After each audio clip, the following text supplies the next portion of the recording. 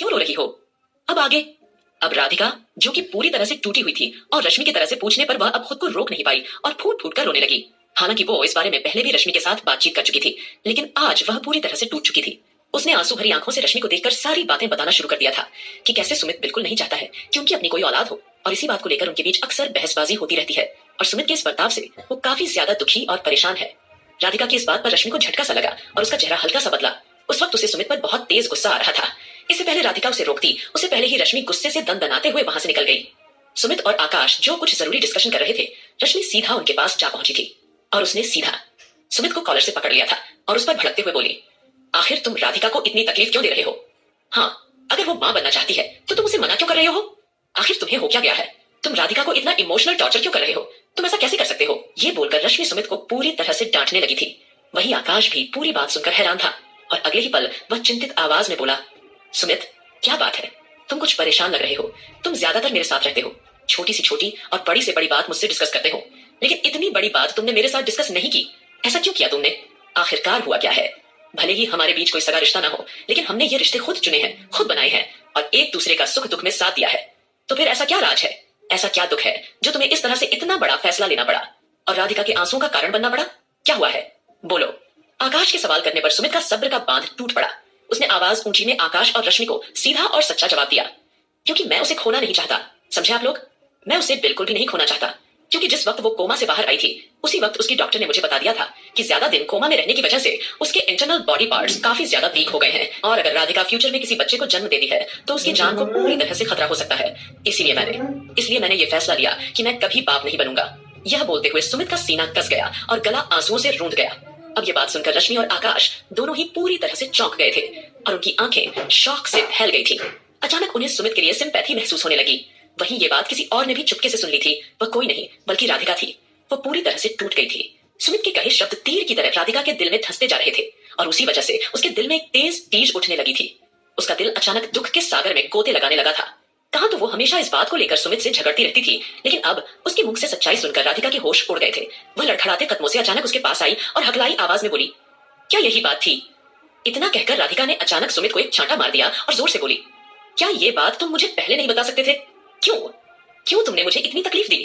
क्यों तुमने चाहा कि मैं खुद को तुम्हारी नफरत की वजह समझूं? बोलो ना, जवाब दो। अगले ही पल आकाश ने रश्मि को चुपके से कुछ इशारा किया और उसके बाद वह दोनों तुरंत वहां से बाहर निकल आए। तब तक सुमित की आंखों में भी आंसू भर आए थे। उसने आगे बढ़कर राधिका को अपनी बाहों में भरते हुए कहा, क्योंकि मैं तुम्हें खोना नहीं चाहता था, इसलिए मैं तुमसे बच्चों की बात करने से बच रहा था। मुझे लगा अगर तुम्हें पता चलेगा तो तुम्हारा दिल टूटकर बिखर जाएगा, इसलिए मैंने तुम्हें ये बात बताना जरूरी नहीं समझा और मैं बिना बच्चों के रह लूंगा, लेकिन मैं तुम्हारे बिना नहीं रह सकता। सुमित की बातों ने राधिका के आंखों में उभर आए आंसुओं को जैसे सूखने पर मजबूर कर दिया था। राधिका को उस पर बहुत प्यार आया और अगले ही पल उसने उसे कसकर गले लगा लिया था। वहीं रश्मि और आकाश तुरंत एक साथ बाहर आए। चलते चलते आकाश रश्मि को गर्व से देखकर बोला, मानना पड़ेगा मेरी प्यारी बीवी ने कितनी आसानी से सिचुएशन हैंडल कर लिया। सचमुच तुम बहुत ग्रेट हो। ये बोलकर उसने रश्मि को अपनी बाहों में भर लिया था। वहीं दूसरी ओर संजना ने अविनाश को उसके विला में आने के लिए कह दिया था और मीटिंग की पूरी तरह से तैयारी कर ली थी। उसके बाद संजना अरमान के केबिन में चली आई और अपने लाल होठों से मुस्कुराते हुए वह अरमान से बोली, सर, मुझे आपसे मीटिंग के बारे कुछ जरूरी बात करनी थी। आज आपकी मीटिंग आपके घर के पास ही है, तो वो मीटिंग आपके घर में ही शिफ्ट हो जाएगी। मुझे लगता है कि अब हमें भी आपके घर के लिए निकलना चाहिए। अब जैसे ही आस्था ने संजना के मुंह से इस तरह की बातें सुनी तो इस पर आस्था का चेहरा हल्का सा बदला। उसने कंफ्यूज होकर आईब्रो उचकाते हुए सोचा कि अभी अभी तो वे लोग ऑफिस आए हैं और इतनी जल्दी कौन सी अर्जेंट मीटिंग आन पड़ी जो ये अचानक से वापस से जाने के लिए कह रहे हैं। आस्था ने संजना की ड्रामेबाजी पर आंखें घुमाई और अरमान से पूछा, अगर आपके घर के पास पहले से ही कोई मीटिंग थी तो आप मुझे लेकर ऑफिस क्यों आए हैं? एक मिनट, लेकिन हमारे घर के पास तो कोई भी बिल्डर या कंपनी का ऑफिस मौजूद नहीं है, तो फिर आपकी मीटिंग वहां किसके साथ है? आस्था के कहे शब्दों को सुनकर अरमान ने आईब्रो चढ़ाई और आश्चर्य से सोचा कि इस लड़की को कैसे पता कि उसकी कंपनी का कोई भी कोलैबोरेटर उसके घर के आसपास नहीं रहता है। लेकिन फिलहाल उसने खुद को संभाला और आस्था को घूरते हुए चिढ़कर बोला, चुप, एकदम चुप, इससे तुम्हारा कोई लेना देना नहीं है। फिर वो संजना की तरफ एकदम से देखकर बोला, संजना, मीटिंग की पूरी तैयारी कर लो और हाँ, तुम भी हमारे साथ चलो। अरमान की आखिरी लाइन सुनते ही आस्था आंखें सिकुड़ गई और उनमें गुस्सा चमका। उसने एकदम से सोचा, आखिरकार ये चुड़ैल हमारे साथ क्यों जा रही है? फिलहाल आस्था को ऑफिस में एक इंपॉर्टेंट काम निपटाना था, इसीलिए उसने अरमान से कहा, आप जाइए, मैं थोड़ी देर में आती हूँ, मुझे वॉशरूम यूज करना है। ये सुनकर अरमान ने कोई खास रिस्पॉन्स नहीं दिया। ठीक है, मैं तुम्हारा कार में इंतजार कर रहा हूँ, जल्दी आना। इतना कहकर अरमान संजना के साथ वहां से बाहर निकल गया। अरमान के जाते ही आस्था जल्दी से उठी और सीधा मॉनिटर रूम में चली गई। वहां जाकर उसने जल्दी से कल रात की फुटेज देखना शुरू कर दिया कि कल रात ऑफिस में क्या क्या हुआ था। और उसने स्क्रीन पर राजवीर जिंदल को देखा कि वो कितनी देर तक अरमान के साथ बैठा रहा, उनके बीच क्या क्या बातें हुई, अरमान ने राजवीर जिंदल को कैसे गले लगाया और कैसे राजवीर ने अरमान से कुछ पेपर्स पर साइन करवाए। ये सब देखकर आस्था का पूरा शरीर सूखे पत्ते की तरह कांप गया था। उसके चेहरे पर हैरानी ही हैरानी नजर आ रही थी। फिर उसने देखा कि कैसे संजना अरमान को लेकर वहां से चली गई। संजना की हरकतें देखते ही आस्था की आंखें कठोर हो गईं। उसके तन बदन में आग लग गई थी। अगले ही पल उसका चेहरा गुस्से से तमतमा रहा था, लेकिन वह चाहकर भी संजना का कुछ नहीं बिगाड़ सकती थी, क्योंकि अब भी वो कोई गलत कदम उठाने का रिस्क नहीं लेना चाहती थी जिससे अरमान की जान पर खतरा बने रहे। आस्था को पता था कि राजवीर जिंदल क्या क्या कर सकता था।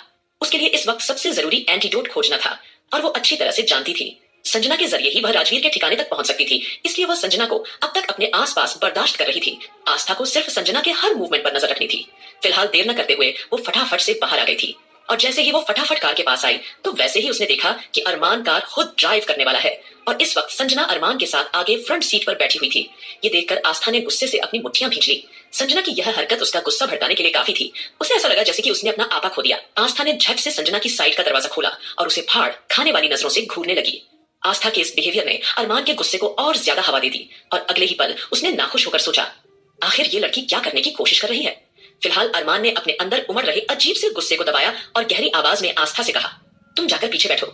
इस पर आस्था ने हाथ बांधकर बड़े ही एटीट्यूड से कहा, जी नहीं, मैं आपकी बीवी हूं तो मैं आपके साथ आगे बैठूंगी और ये सेक्रेटरी जाकर पीछे बैठेगी। आस्था की बात सुनकर संजना का शरीर क्रोध से भर उठा था, लेकिन उसे अच्छा लगा था कि अरमान ने आस्था को पीछे जाने के लिए कहा था। तब अरमान ने एरोगेंट वॉइस में आस्था को आदेश दिया, देखो तुमसे जितना कहा है उतना करो। अभी संजना बैठ चुकी है तो तुम जाकर पीछे बैठो। इस पर आस्था ने बिना किसी हिचकिचाहट के बिल्कुल मासूम बनकर कहा, ठीक है, अगर आप मुझे नहीं ले जाना चाहते तो मत ले जाइए, लेकिन मैं जाऊंगी तो सिर्फ आगे बैठकर जाऊंगी, वरना मैं कहीं नहीं जाऊंगी। आस्था को जिद पर अड़ते हुए देखकर अरमान का माथा झंझना उठा, लेकिन संजना अब पूरी तरह से गुस्से से कांप उठी थी, क्योंकि वो तो आस्था की बेइज्जती कराने के लिए उसे अपने साथ रघुवंशी मेंशन लेकर जाना चाहती थी। अगर आस्था ही अब जाने से मना कर देगी तो उनका बना बनाया प्लान फ्लॉप हो जाएगा। भला संजना ऐसे कैसे होने दे सकती थी। इसलिए वो जबरदस्ती मुस्कुराते हुए बोली, ठीक है मैडम, आप आगे बैठ जाइए। ये बोलकर वह उतरकर पीछे बैठ गई और खुद से बुदबुदाई, बस कुछ देर बात है, उसके बाद तो तुम्हारा खेल खत्म हो ही जाएगा। ये सोचकर वो मन ही मन मुस्कुराई। तभी अचानक आस्था के फोन पर एक नोटिफिकेशन आया, जिसे देखकर आस्था के चेहरे पर एक रहस्यमयी मुस्कुराहट आ गई। उसने अरमान को टेढ़ी नजरों से देखा और सोचने लगी, ओह तो ये बात है, इसीलिए इन्हें मुझे ले जाने की इतनी जल्दी है। फिलहाल देर न करते हुए आस्था जल्दी अरमान के साथ कार में सवार हो चुकी थी। तब तक अरमान ने जल्दी से ग्रुप में एक मैसेज भेज दिया था कि घर के सब लोगों को रघुवंशी मेंशन लेकर जाओ। ये मैसेज मिलते ही सभी लोग हैरान हो गए थे। रौनक और मारिया को वह लोग अपने साथ नहीं लेकर जा सकते थे, इसीलिए उनका ख्याल रखने के लिए उन्होंने राधिका और वंशिका उनके पास छोड़ दिया। लेकिन अरमान ने मैसेज में स्पेशली लिखा था कि नानी माँ, दादी जी, अभिमान जी, आकाश, ध्रुव, सुमित सभी लड़के वहां मौजूद होने चाहिए, क्योंकि अरमान आज सबके सामने आस्था की अच्छी खासी बेइज्जती करवाना चाहता था। इसीलिए सभी लोग अरमान के आने से पहले पहले वहां जमा हो गए थे। फिलहाल अब आस्था शांति से एक तरफ बैठ गई थी। उसकी आंखें गहरी सोच में डूब गई। शायद आज नहीं तो कल अरमान को उसके बारे में पता चलना ही था। ये सोचकर वो शांत रही। जल्दी रघुवंशी विला आ चुका था, जिसे देखकर आस्था हैरानी का नाटक करते हुए अरमान से बोली, ये तो रघुवंशी मेंशन है ना, आप हमें यहाँ क्यों लेकर आए हैं। आस्था के मुंह से यह सवाल सुनते ही अरमान तिरछा सा मुस्कुराया और एकदम से बोला, क्यों, क्या हुआ। जब तुम हमें त्योहार मनाने के लिए ठीक यहाँ लेकर आ सकती हो तो क्या मैं तुम्हें यहाँ लेकर नहीं आ सकता। इतना बोलकर अरमान बिना आस्था जवाब सुने सीधा अंदर चला गया। अरमान का एटीट्यूड देखकर आस्था को मन ही मन हंसी आ रही थी, लेकिन उसने खुद के इमोशंस को कंट्रोल किया हुआ था। तभी संजना आस्था को तंज भरी नजरों से देखते हुए बोली, तुम कुछ परेशान लग रही हो, क्या हुआ। कहीं तुम्हें डर तो नहीं लग रहा है। कहीं तुम यह तो नहीं सोच रही अगर रघुवंशी मेंशन का असली मालिक यहाँ आ जाएगा तो तुम्हारा भेद खुल जाएगा। हाँ बोलो, जवाब दो।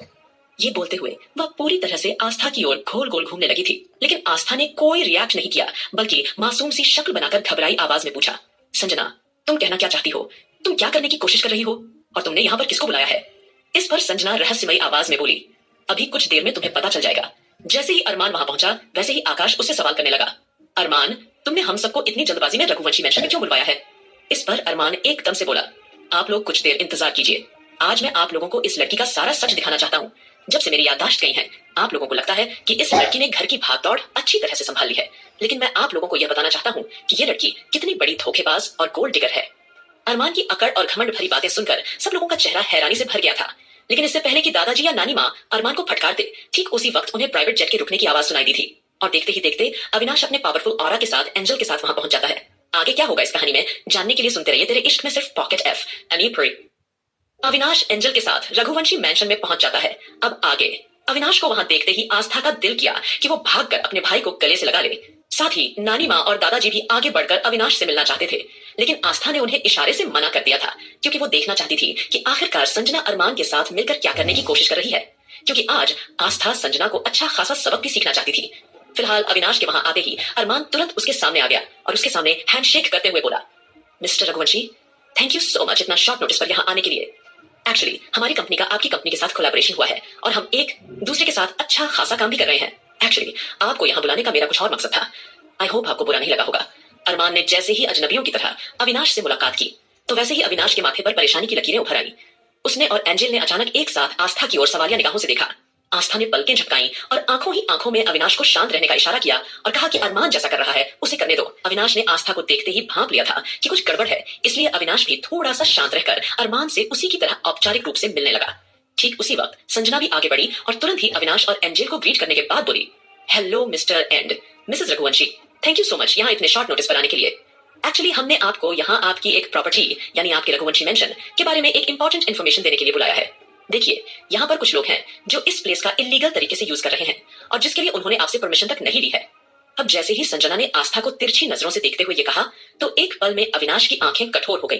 अविनाश के चेहरे पर गुस्से भरे एक्सप्रेशन देखकर संजना ने सोचा कि शायद अविनाश को यह बात जानकर गुस्सा आ रहा है, इसलिए वो तुरंत बात को आगे बढ़ाते हुए बोली, और हमें पता चला है कि कुछ लोगों ने ये अफवाह भी फैलाई है कि ये प्रॉपर्टी उनकी है और इससे आपका कोई लेना देना नहीं है। लेकिन मैंने पोर्टल पर चेक किया है कि आपने इंडिया में कहां कहां क्या क्या खरीदा है और ये रघुवंशी मेंशन भी आपने ही खरीदा था। लेकिन इस रघुवंशी मेंशन का इस्तेमाल एक लड़की ने अपने त्योहार मनाने के लिए किया है और जब देखो वो लड़की आपकी प्रॉपर्टी में घुस आती है। आस्था, जो कि पिछले कुछ दिनों अरमान के तानों से परेशान रहती थी, तो अक्सर अपना मन बहलाने के लिए रघुवंशी मेंशन में अकेले समय बिताती थी। अरमान उसे रघुवंशी मेंशन में आते जाते हुए कई बार देख चुका था और उसने ये जानकारी संजना को दे दी थी ताकि वो अविनाश के सामने सब कुछ अच्छे से एक्सप्लेन कर सके। अब ये सुनकर अविनाश ने अपने हाथों की मुट्ठी कसकर बंद कर ली और वह थोड़ी ऊंची आवाज में बोला, क्या बकवास कर रही हैं आप? अविनाश भला आस्था के बारे में कैसे कुछ भी सुन सकता था। उसे लगा कि शायद कोई और लड़की इस मेंशन गैर कानूनी तरीके से कब्जा जमा रही होगी, जबकि यह मेंशन उसकी बहन का है। अविनाश ने अगले ही पल सोचा, आखिर ऐसा कौन हो सकता है? किसकी हिम्मत होगी उसकी बहन की प्रॉपर्टी में घुसने की? अविनाश का गुस्सा देखकर अरमान मन ही मन खुश हो रहा था। अचानक से उनके मन में भावनाओं का सैलाब आ गया। पहले यह लड़की धोखा देकर मेरे बच्चे की मां बनी, फिर इस लड़की ने मुझे सबके सामने नीचा दिखाया, मुझे ड्रग्स देकर मेरे साथ टाइम भी स्पेंड किया। शायद इसने पैसों के लिए ये ड्रामा किया था, लेकिन अब मैं इसे सफल नहीं होने दूंगा। इसकी जो यहाँ मोटी मोटी रकम हासिल करने की इच्छा है वो मैं कभी भी पूरी नहीं होने दूंगा। इतना सब सोचकर अरमान के दिल की जलन और नफरत और बढ़ गई। तभी उसे अविनाश की सुनाई दी, मिस संजना, यही नाम है ना आपका? प्लीज पूरी बात बताइए, आप कहना क्या चाहती हैं? संजना आस्था की ओर देखते हुए हल्का सा मुस्कुराई। वो बहुत खुश थी ये सोचकर कि आज आस्था की खैर नहीं। वो तुरंत आस्था के पास आई, उसके कंधे पकड़कर झटका देते हुए उसे अविनाश के सामने लाकर खड़ा कर दिया और जोर से बोली, ये जो लड़की आपके सामने खड़ी है, इसने धोखे से मिस्टर अरमान सिंघानिया से शादी की है और पैसों के लालच में इनके बच्चे की मां बनी। इतना ही नहीं, इसने आपकी प्रॉपर्टी पर जबरदस्ती कब्जा भी कर लिया है। इसका जब मन करता है तब यह यहाँ चली आती है और इसने आपकी परमिशन बिना आपके घर में त्योहार भी मनाया है। मेरे पास इसकी सीसीटीवी फुटेज भी है, देखिए। ये बोलकर उसने फटाफट फोन में कुछ पिक्चर्स वगैरह अविनाश और एंजल को दिखानी शुरू कर दिए। एंजल खुद को रोक नहीं पाई और दांत भींचते हुए बोली, तुम आखिर हो कौन और क्या बकवास कर रही हो? यहाँ हो क्या रहा है? अब जैसे ही संजना ने एंजल के गुस्से वाले एक्सप्रेशन देखे तो वैसे ही संजना और भी शेर हो गई और आस्था की तरफ पॉइंट करके बोली, जी हाँ, मैं सिर्फ सच बता रही हूँ। यही वो लड़की है जो इलीगल तरीके से आपकी प्रॉपर्टी हथियाना चाहती है और यह सबको यह बताती है कि यह प्रॉपर्टी इसकी है, जबकि यह आपका खरीदा हुआ मेंशन है। संजना की इस बात पर अरमान धीरे से हामी भरते हुए अविनाश को देख के बोला, यस मिस्टर रघुवंशी, आप हमारे बिजनेस पार्टनर हैं, हमारी कंपनी आपके साथ काम कर रही है, तो आपको सारी सच्चाई बताना हमारी ड्यूटी है, इसीलिए हमने आपको इतने शॉर्ट नोटिस पर यहाँ बुलाया। अरमान के शब्द सुनकर दादाजी, अभिमान जी और नानी माँ को तगड़ा झटका लगा था। वह अरमान को अविश्वास भरी नजरों से टकटकी लगाए देख रहे थे। फौरन ही तीनों के चेहरे पर दुनिया भर का गुस्सा नजर आने लगा, लेकिन कोई कुछ बोलने की सिचुएशन में नहीं था। उनकी आंखें गहरी सोच में डूब गई कि अपनी बात सही साबित करने के लिए अरमान कितनी हद तक गिर गया है और उसने इस चालबाज लड़की संजना को भी अपने खेल में शामिल कर लिया। फिलहाल उन्हें समझ ही नहीं आ रहा था कि संजना ने अरमान को अपने खेल में शामिल किया या अरमान ने संजना को। उन्हें इस वक्त आस्था के लिए बहुत बुरा लग रहा था। अरमान ने जैसे ही उनके मुरझाए हुए चेहरे देखे तो उसे लगा कि शायद आस्था की सच्चाई जानकर उनका दिल टूट गया है। वो तुरंत आगे बढ़ा और बोला, दादाजी, मैं आपको कह रहा था ना, ये लड़की एक नंबर की चालबाज औरत है। इसे सिर्फ और सिर्फ पैसों का लालच है, इसीलिए ये हमारी जिंदगी में आई है। मुझे नहीं पता किस घड़ी में इसने मेरी कमजोरी का फायदा उठाया और मुझे अपने जाल में फंसाया, लेकिन अब आपने इसकी असलियत देख ली है ना। ये सिर्फ सिंघानिया की नहीं बल्कि उनके आसपास के लोगों की प्रॉपर्टी भी हथियाना चाहती है। तभी तो उसने रघुवंशी विला में इतनी बड़ी पार्टी कर ली और उसके ओनर से पूछना जरूरी भी नहीं समझा। अब अरमान की इस तरह की बेहुदा बातें सुनकर नानी माँ अपना आपा खोने के कगार पर पहुंच चुकी थी और वह एकदम से भड़क उठी। दामाद जी, आप शांत हो जाइए। आप इस तरह से हमारी गौरी बिटिया के बारे में बातें नहीं कर सकते। वहीं आस्था खामोश नजरों से अरमान को एक हटक देख रही थी और अविनाश को तो कुछ समझ नहीं आ रहा था कि आखिरकार यहाँ चल क्या रहा है और ये अरमान आस्था के बारे किस तरह की घटिया बातें कर रहा है। और आस्था ने तो उन्हें इस मामले के बारे कुछ बताया भी नहीं। तभी उसे संजना की आवाज सुनाई दी जो उससे कह रही थी, मिस्टर रघुवंशी, आप चाहें तो इस लड़की को पुलिस के हवाले भी कर सकते हैं क्योंकि इसने आपसे बिना पूछे आपकी प्रॉपर्टी का इस्तेमाल किया है। आपको जो भी ठीक लगे आप इसे सजा दे सकते हैं और हम आपसे वादा करते हैं कि मिस्टर अरमान सिंघानिया इस मामले के बीच में नहीं आएंगे। अब जैसे ही संजना ने ये कहा, एंजेल का सब्र का बांध टूट गया और आगे बढ़कर उसने खींचकर एक छन्नाटेदार थप्पड़ संजना के मुंह पर दे मारा और उस पर बरस पड़ी। तुम होती कौन हो ये सब डिसाइड करने वाली? हाँ, और तुम तो ऐसे बातें कर रही हो जैसे आस्था नहीं बल्कि तुम अरमान की बीवी हो। हालांकि एंजेल की हिंदी कुछ खास ठीक नहीं थी, लेकिन सब लोगों को उसकी हिंदी अच्छी तरह समझ में आ रही थी। अब जैसे ही अचानक एंजेल ने संजना को तमाचा जड़ा, संजना का चेहरा पूरी तरह लाल हो गया था। वो हैरत और गुस्से भरी नजरों से एंजेल को देखने लगी और सोचने लगी, मैं तो इन लोगों को इतनी बड़ी खबर दे रही थी, इन लोगों को तो मेरा शुक्रगुजार होना चाहिए था, लेकिन ये लोग तो मुझ पर ही हाथ उठा रहे हैं। जैसे ही एंजेल ने संजना को छांटा मारा, वैसे ही आस्था के चेहरे पर एक सुकून भरी मुस्कुराहट आ गई जिसे संजना ने देख लिया और उसके तन बदन में और आग लग गई। वो आस्था को फाड़ खाने वाली नजरों से घूरते हुए बोली, मैंने तुम जैसी बेशर्म लड़की इस पूरी दुनिया में नहीं देखी है। एक तो तुमने पता नहीं किस तरह से मिस्टर अरमान सिंघानिया को फंसा लिया और अब इस तरह उनके परिवार को धोखा दे रही हो। मैं अच्छी तरह से जानती हूँ यह सब कुछ तुम्हारा किया धरा है, लेकिन तुम्हारा यह ड्रामा ज्यादा दिनों तक नहीं चलेगा। तुम्हारा सच सबके सामने आकर ही रहेगा। और फिर वो एंजेल की ओर देखते हुए थोड़ी ऊंची आवाज में बोली, मैडम रघुवंशी, मुझे नहीं पता कि आपको मेरी कौन सी बात बुरी लगी है, लेकिन अगर आपको मेरी कोई बात बुरी लगी हो तो मैं आपसे माफी चाहती हूँ, पर मैं इस लड़की के बारे में जो कुछ कह रही हूँ वो बिल्कुल सच कह रही हूँ। ये लड़की एक नंबर की धोखेबाज और गोल्ड डिगर है। अब संजना एक बार फिर से आस्था की बुराइयां उन दोनों के सामने करने लगी थी। वहीं अरमान भी अविनाश के सामने आकर खड़ा हो गया और उसकी ओर देखकर बोला, मिस्टर अविनाश, रघुवंशी, मुझे समझ में नहीं आ रहा कि आप इसके खिलाफ कोई एक्शन क्यों नहीं ले रहे। अगर आप ये सोच रहे हैं कि ये लड़की मेरी बीवी है और इसका नाम मेरे नाम के साथ जुड़ा हुआ है तो आपको इस बारे में सोचने की कोई जरूरत नहीं है। आप जो चाहे इस लड़की को सजा दे सकते हैं। वैसे भी मेरी नजरों में इस गोल्ड डिगर लड़की की कोई हैसियत नहीं है, कोई औकात नहीं है। अब जैसे ही अरमान ने नफरत भरी आवाज में आस्था को देखते हुए ये कहा, वैसे ही आस्था की नम आंखें और भी उदास हो गई जैसे उसका दिल टूट चुका हो। लेकिन अविनाश अपनी बहन के खिलाफ ये बात बर्दाश्त नहीं कर पाया और गुस्से से तमतमा उठा। Mind your language mister Singhania, खबरदार जो तुमने आस्था के बारे में एक भी शब्द कहा तो। अब जैसे ही अचानक अविनाश ने आस्था का नाम लिया तो अरमान के माथे पर बल पड़ गए।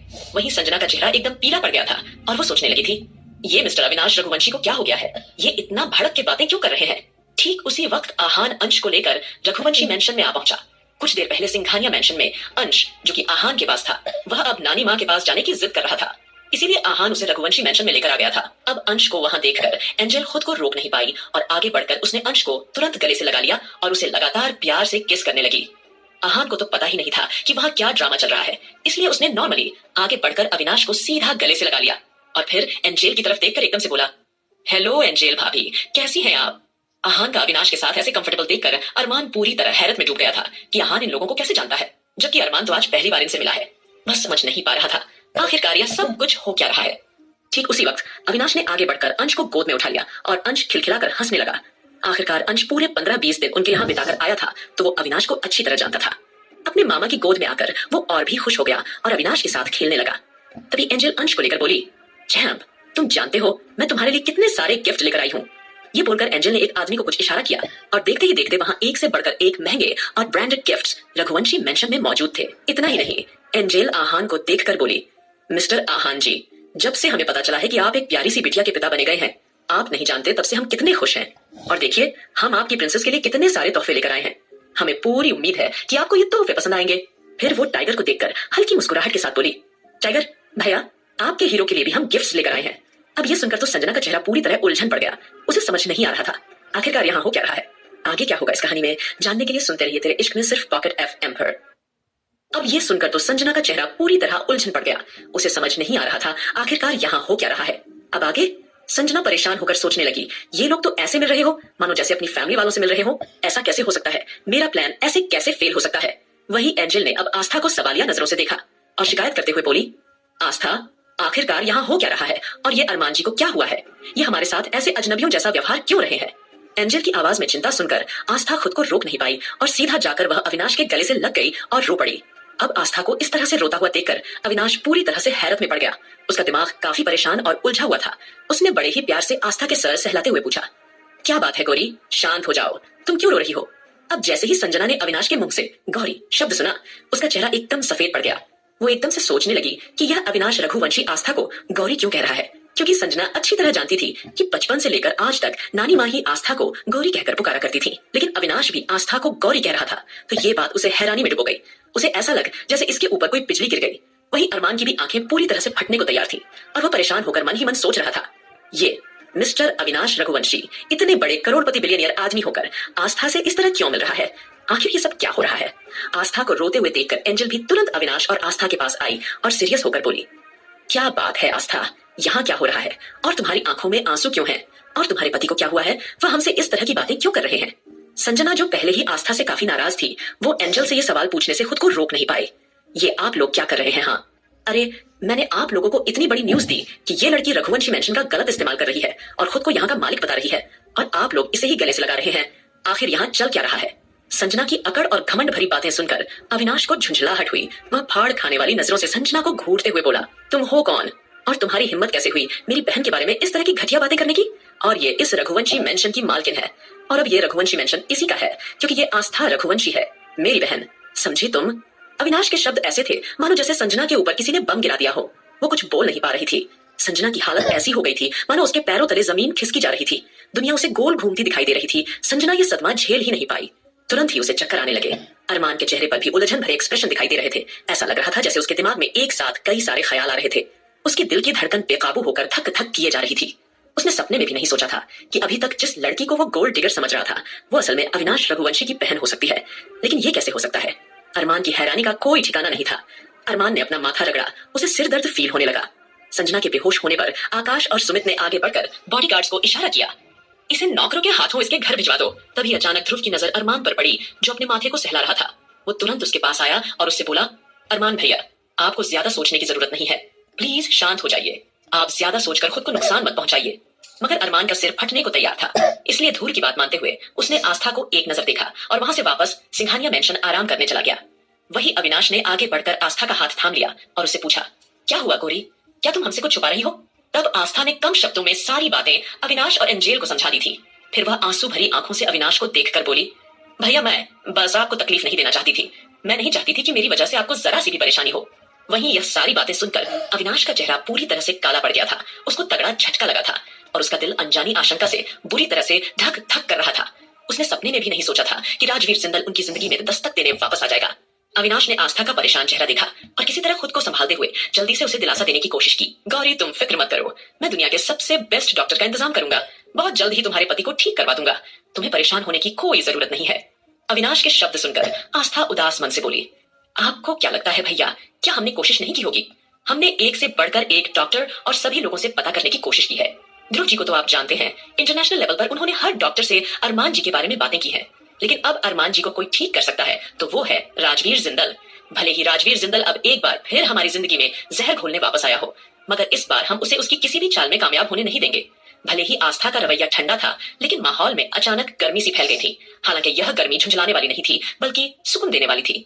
अब जैसे ही आस्था ने रूखे अंदाज में ये शब्द कहे, अगले ही पल सभी का चेहरा कॉन्फिडेंस से भर उठा। वही अभिमान जी कुछ सोचकर सीधे अपने कमरे में चले गए। घर में इतना सारा ड्रामा हो रहा था कि उन्हें रह रहकर बुरा लगने लगा था। सबसे ज्यादा गुस्सा उन्हें वसुंधरा पर आ रहा था। अगर वसुंधरा ने अरमान को इतना टॉर्चर नहीं किया होता तो अरमान की जिंदगी राजवीर जिंदल की एंट्री कभी नहीं होती। वसुंधरा जब से घर में रहने आई थी तो वह नौकरों की तरह काम करती थी। तब अभिमान जी अपनी दिल की सारी भड़ास वसुंधरा पर निकालते रहते थे। वसुंधरा को अपने सामने काम करते हुए देखना उन्हें अजीब सा सुकून देता था। लेकिन वसुंधरा के जाने के बाद उनके दिल में एक अजीब सा खालीपन आ गया था, जिसे वो चाहकर भी किसी से शेयर नहीं कर पा रहे थे। हालांकि वो सबकी खुशी में खुश होने की पूरी कोशिश कर रहे थे और वह जानते थे कि वसुंधरा जैसी औरत उनकी जिंदगी में और उनके परिवार में रहने के लायक नहीं है। लेकिन फिर भी उन्हें एक अजीब सी कमी खल रही थी। शायद वसुंधरा के पास रहने पर उनकी दबी हुई मोहब्बत फिर से जाग उठी थी। भले चाहे वसुंधरा ने उनके साथ कितना भी गलत क्यों ना किया हो, लेकिन उससे कई गुना सजा वो खुद झेल चुकी थी। और शायद वसुंधरा को अपनी गलती का एहसास भी चुका था। लेकिन जिस तरह से उसने जायदाद अपने नाम करने की कोशिश की तो वह एक बार फिर से सबकी नजरों में गिर चुकी थी। लेकिन इस बार वसुंधरा कितनी जोर से गिरी थी इसका अंदाजा किसी को नहीं था। वही आस्था अभिमान जी का जाना नोटिस कर चुकी थी, लेकिन उस वक्त वह खामोश रही। फिलहाल आहान ने बड़े ही मैच्योर तरीके से सभी लोगों को हैंडल करना शुरू कर दिया था और अच्छी तरह से सारा काम करने के बाद वो सीधा आकाश के पास आया और एकदम सपाट भाव से बोला, आकाश भैया, आस्था भाभी, सुमित भैया, मुझे आप लोगों से कुछ जरूरी बात करनी है। आप लोग प्लीज स्टडी रूम में आ जाइए। आहान की आवाज में सीरियसनेस साफ झलक रही थी, जिसे सुनकर सभी को आश्चर्य हुआ और उन सबके चेहरे के एक्सप्रेशन एकदम से बदल गए। तभी आहान ने एकदम से रुककर अविनाश को शांत नजरों से देखते हुए कहा, अविनाश भैया, आप भी आ जाइए। इतना बोलकर वो सीधा स्टडी रूम में चला गया। सब सोच रहे थे कि आहान इतनी गंभीरता से क्यों बातें कर रहा था, जबकि वह तो हमेशा बेफिक्र अंदाज में बात करता है। आज संजना ने जो सीन क्रिएट किया था, उसके हिसाब से तो अब तक आहान बातों ही बातों में संजना का मजाक उड़ा चुका होता।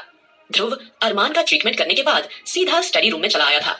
तब तक वंशिका, रश्मि और राधिका एंजल के साथ काफी सारी बातें करने लगी थी और नानी माँ भी अपना मन बहलाने के लिए रौनक और मारिया के पास चली गई थी और उनके बच्चों के साथ खेलने लगी थी। फिलहाल आहान के बुलावे पर सभी लोग स्टडी रूम में इकट्ठे हो गए। वही आस्था आहान को देखकर गंभीर स्वर में बोली, भैया, आप क्या बताना चाहते हैं? आप कुछ कहना चाहते हैं क्या? इस पर आहान ने सीरियस एक्सप्रेशन से सबकी ओर बारी बारी से देखा और एकदम से कहा, मैंने राजवीर जिंदल के ठिकाने का पता लगा लिया है। आहान के शब्द ऐसे थे मानो जैसे उनके ऊपर किसी ने बम गिरा दिया हो। वो कुछ बोल नहीं पा रहे थे। वहीं आस्था थोड़ी हैरान और एक्साइटेड होते हुए बोली, क्या रियली भैया, क्या आपने सच में पता लगा लिया? राजवीर जिंदल कहाँ रहता है? आप मुझे वहां का पता बताइए, मैं आज ही वहां जाकर वह एंटीडोट लेकर जाऊंगी और अपने पति को ठीक कर दूंगी। आस्था के मुंह से ये शब्द सुनकर आहान का चेहरा जम गया। अगले ही पल उसकी आंखों में निराशा और उदासी उभर आई और उसने गुस्से और अफसोस के साथ कहा, भाभी, आप पहले मेरी बात पूरी सुन लीजिए।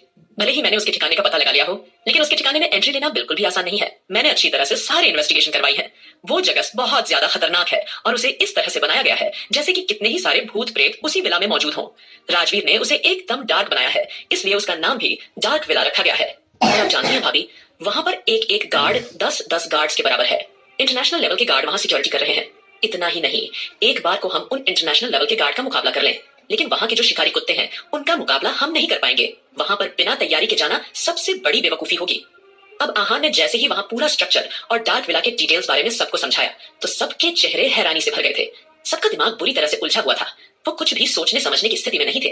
वहीं ध्रुव तो पूरी तरह कंफ्यूज था कि आहान ने इतना बड़ा कारनामा कर दिखाया और अभी तक खुद को कोई क्रेडिट भी नहीं दिया। हालांकि अगर यह पहले वाला आहान होता तो वह अब तक कितनी ही बार कह चुका होता, आहान द ग्रेट, सिंघानिया ने यह काम किया है। लेकिन यह सारी बातें कहते हुए आहान एक बार भी न मुस्कुराया, न खुद की कोई तारीफ की। वो पूरी तरह सीरियस होकर सारी बातें बारीकी से बता रहा था। तभी आस्था ने एकदम से उससे पूछा, लेकिन भैया, आपको ये सारी बातों के बारे में पता कैसे चला? तब आहान ने गहरी सांस ली और कहा, राजवीर के बारे में जो भी डिटेल्स मैंने पता की है उसे कंफर्म करने के लिए मैंने टाइगर भैया और अबीर भैया को वहां भेज दिया है। वो सारी बातों का पता लगाकर अभी थोड़ी देर में आते ही होंगे। और मैंने ये बात भी पता कर ली है कि इस वक्त वहां जाना किसी भी तरह से सुरक्षित नहीं है। और हाँ, मुझे एक और इन्फॉर्मेशन मिली है कि इस वक्त राजवीर जिंदल के साथ कोई और भी उसके डार्क विला में रह रहा है और वो कोई नहीं बल्कि ब्लैक डेविल है। वही ब्लैक डेविल जिसने मेरे चाचा विवेक सिंघानिया के जरिए हमारे अंश को अगवा करवाने की कोशिश की थी। आहान के मुंह से निकले इन शब्दों ने वहां खड़े हर एक शख्स को हैरानी में डाल दिया था। अचानक आस्था का दिल एक अजीब से डर, घबराहट और बेचैनी से भर गया था। उसे अचानक ही अंश का ख्याल आने लगा था। वो पूरी तरह घबरा गई क्योंकि आस्था अभी तक वह एक्सपीरियंस नहीं भूली थी। अंश की किडनैपिंग वाली रात वह ऐसे कैसे भूल सकती थी? उसकी सांसें तेज चल रही थी और चेहरे पर गुस्सा और डर दोनों साफ झलक रहे थे। वहीं ध्रुव ने जल्दी से आस्था की सिचुएशन भांप ली और फटाफट उसके करीब गया और उसका हौसला बढ़ाते हुए बोला, भाभी प्लीज, पहले आप थोड़ा शांत हो जाइए। आप इस तरह से हिम्मत नहीं हार सकती भाभी, प्लीज, आप इस सिचुएशन में कमजोर नहीं पड़ सकती। ये बोलकर ध्रुव आस्था को शांत करने की पूरी कोशिश कर रहा था, लेकिन इस बीच आहान के एक्सप्रेशन पूरी तरह से एक जैसे थे। उसके एक्सप्रेशन में बिल्कुल भी बदलाव नहीं आया था और वो बिना किसी एक्सप्रेशन के बोला, भाभी, हमारे रहते आपको किसी से डरने की कोई जरूरत नहीं है, आप फिक्र न करें। आहान ने अपनी इन्वेस्टिगेशन की बात जारी रखी। मैं ये बात अच्छी तरह से समझ चुका हूँ कि वो ब्लैक डेविल अरमान भाई से बेहद नफरत करता है। फिलहाल मुझे यह पता चला है उसका एक असिस्टेंट है, रॉकी। वो नाइट बार में आता जाता रहता है। उसे लगातार फॉलो करने पर ही मैं राजवीर के डार्क विला तक पहुंचा हूँ। रॉकी के अलावा किसी और अनजान आदमी की उसके डार्क विला में एंट्री नहीं है। मामले की गंभीरता को समझते हुए आस्था पूरी तरह से हैरत में पड़ गई थी। वही ध्रुव हैरानी से आहान की ओर एकटक देख रहा था, क्योंकि राजवीर के बारे में यह सब कहते हुए आहान और भी ज्यादा सीरियस हो गया था और अगले ही पल उसकी वह सीरियसनेस गुस्से में बदल गई थी।